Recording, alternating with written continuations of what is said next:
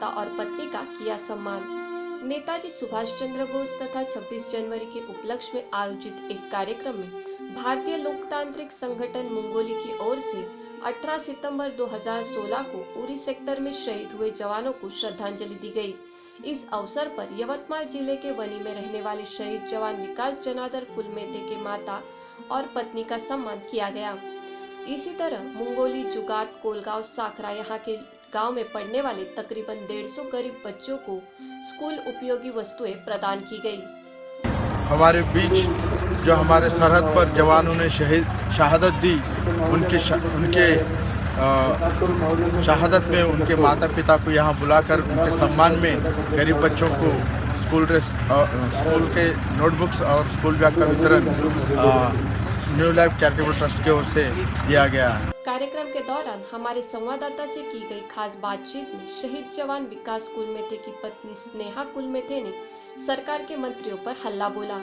कहा, शहादत पर अपनी रोटियां सेकने मंत्री लोग आते हैं, बड़े बड़े आश्वासनों से पेट नहीं भरता। शहादत के दिन दिए गए वादों को सरकार भूल चुकी है।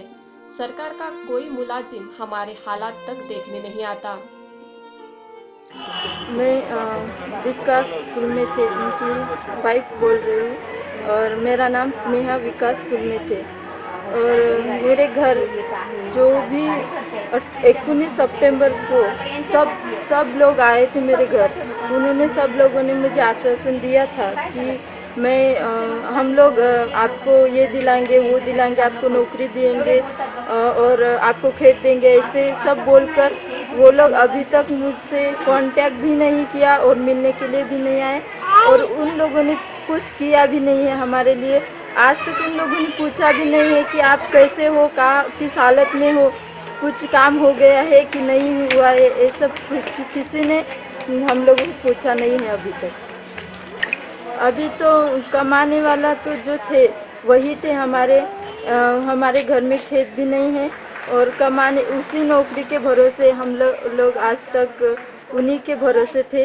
आज तो हम लोगों को बोल रहे थे कि आपको नौकरी देंगे, आज तक किसी ने दी भी नहीं और पूछा भी नहीं। शहीद जवान की पत्नी का दुख देखकर कार्यक्रम में आए भारतीय लोकमत राष्ट्रवादी पार्टी के मुखिया पंकज कुमार शर्मा ने लगे हाथों 3 महीनों के भीतर शहीदों के परिजनों को किए गए वायदे सरकार पूरी नहीं करती तो प्रधानमंत्री के घर का घेराव का काम पार्टी की ओर से किया जाएगा, ये बात उन्होंने कही। पेश है चंद्रपुर से हमारे संवाददाता प्रदीप तावड़े की एक रिपोर्ट। पार्टी जिसका मैं संस्थापक हूँ और भारतीय लोकतांत्रिक संगठन जिसके हमारे करीब लाख से ऊपर खर्च करता है देश के अंदर में, और ये 1.25 साल पहले निर्माण हुआ है सामाजिक न्याय के लिए, समाज में संतुलन स्थापित करने के लिए।